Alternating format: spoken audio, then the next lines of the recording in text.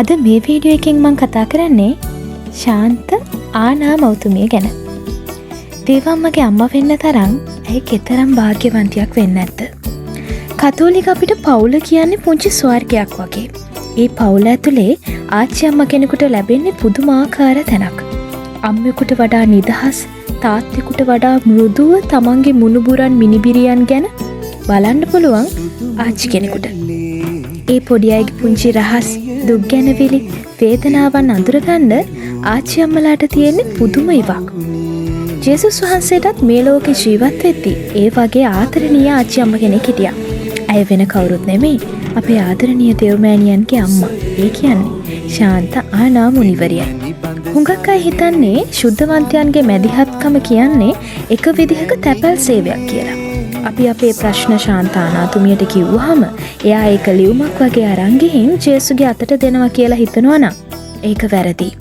කතෝලික දේවධර්මයට අනුව එතන වෙන්නේ ඊට වඩා ගොඩාක් ගැඹුරු ආධ්‍යාත්මික දෙයක්. ඒකට කියන්නේ ක්‍රිස්තු දේහයේ සම්බන්ධතාවය කියලා. අපි බෞතිස්ම වුණාම ක්‍රිස්තුන් වහන්සේගේ අභිරහස් දේහේ කොටස්කරුවන් වෙනවා. ස්වර්ගයේ ඉන්න ශුද්ධවන්තයෝ වගේම මේ ලෝකේ ජීවත් වන අපිත් අයිති වෙන්නේ මේ එකම දේහයට.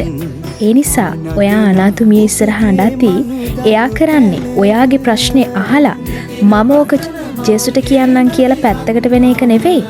ශාන්ත අනාතුමිය කරන්නේ ක්‍රිස්තුන් වහන්සේගේ දේහයේ තියෙන ආදරණීය බැඳීම නිසා ඉවෙලේම ඔයා එක්කම දනින් වැටිලා ඔයාගේ අතින් අල්ලගෙන ඔයා විදින වේදනාව එයාගෙම වේදනාවක් කරගෙන දෙවියන් වහන්සේ ඉස්සරහා යාඥා කරන එකයි. ඇයි ජේසුගේ මෙලව ආච්චි අම්මා නිසා තමන්ගේ මුණුබුරා ළඟට ගිහින් තමන්ගේ මනුලොව මිනිබිරියන් හෝ මුණුබුරෙක් වෙනුවෙන් කරන ඒ යාඥාවට පුදුම බලයක් තියෙනවා. ඒ නිසා මැදිහත්කම කියන දේ කවදාවත් තැපැල් සේවයක් කියලා හිතන්න එපා. ශුද්ධ බයිබලයේ ශාන්ත ආනාතුමියගේ නම කෙලින්ම සඳහන් නොවුනත් ආච්චි අම්මා කෙනෙක් සතු ඇදහිල්ල සහ පවුල ඇතුලේ ඇගේ භූමිකාව කොතරම් බලවත්ද කියලා ශුද්ධ ලියවිල්ලේ අගය කරලා තියෙනවා. හිතෝපදේශයේ 13:22 මෙන්න මේ විදිහට කියනවා. යහපත් මිනිසයා තමාගේ මුණුබුරන්ට පවා උරුමයක් ඉතුරු කරන්නේය. ශාන්ත ආනාතුමිය තමන්ගේ දුව වුණ මරියතුමියටත් ඒ හරහා ජේසුස් වහන්සේටත් දීපු ලොකුම උරුමය තමයි ශුද්ධවන්තකම සහ නොසැලෙන ඇදහිල්ල.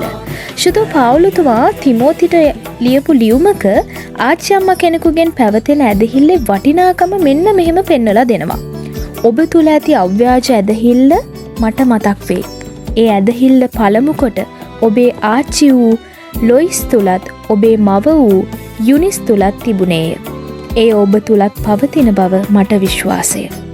ශාන්ත ආනාතුමිය තමන්ගේ මුණුබුරා වුණ ජේසුස් වහන්සේගේ ළමා කාලය හැඩගස්වන්න මේ වගේම ආදර්ශමත් ඇදහිල්ලකින් උදව් වෙන්න ඇති. ශාන්ත ආනාතුමිය අපේ වේදනාව අඳුරන්නේ ඇයි කියන්න හොඳම ශුද්ධ බයිබල් සාක්ෂිය මෙන්න මේකයි. එක් අවයවයක් දුක් විඳින්නේ නම් සියලු අවයවයෝ ඒ සමග දුක් විඳිති. ඔබ සැම ක්‍රිස්තුන් වහන්සේගේ දේහය, එකිනෙකාෙහි අවයවයෝය.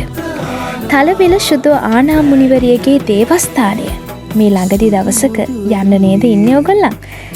ශාන්ත ආනාතුමියගේ ආදරය සහ මැදිහත්කම ගැන ජීවමාන සාක්ෂියක් අපිට ලංකාවෙන් බලා ගන්න පුළුවන්. ඒ තමයි කල්පිටිය අර්ධද්වීපයේ තියෙන ඓතිහාසික තලවිල භූමිය. සියවස් ගණනාවකට කලින් ලන්දේසි පාලන සමයේ ඉඳලම දුක් පීඩාවලින් ප්‍රශ්නවලින් මිරිකුණු කතෝලිකයා වගේම අන්‍යාගමික ජනතාවගෙත් එකම සරණය වුණේ තලවිල ශාන්ත ආනා අම්මා. පාළු කරදිය වෙරළක ලාओස ගස් හෙවනේ හැදුණු ඒ පුංචි පල්ලිය අද මහා පුණ්‍ය භූමියක් වෙලා තියෙනවා. තලවිලට යන්නේ ජීවිතේ ප්‍රශ්න, ලෙඩ රෝග, කරදර හින්දා හෙම්බත් වුණු මිනිස්සු. ඔවුන් මේ වැලි පොළවේ දන ගහලා අඬද්දි හරියට තමන්ගේ ආච්චි අම්මා කෙනෙක් වගේ ඔවුන්ව සනසවන්න තලවිල ආනා අම්මට පුළුවන් වෙනවා. දරුවන් නැතුව හඬපු මව්වරුන්ට දරු සම්පත් ලැබුණු, සුව කරන්න බෑ කියපු ලෙඩ රෝග සුව වුණු අසිරිමත් සාක්ෂි ඕනතරම් තලවිලින් අහන්න ලැබෙනවා. ඒ හැමදේම සිද්ධ වෙන්නේ ඇගේ මැදිහත් යාඥාවේ බලයෙන්. ආච්චි අම්මගේ දෑත අල්ලා ගනිමු. ඒ නිසා මින් පස්සේ ඔයා ශාන්ත ආනාතුමියට යාඥා කරද්දී එයාව නිකම්ම පණිවිඩකාරියක් නැත්තම් තැපැල් සේවිකාවක් විදියට හිතන්න එපා. ඔයා විඳින හැම වේදනාවක්ම හැම කඳුලක්ම ඇයට කියන්න. ඇය ඔයාට ලම් වෙලා ඔයාව බදාගෙන ඔයා එක්කම ජේසු ඉස්සරහා දන ගහලා යාඥා කරાવી.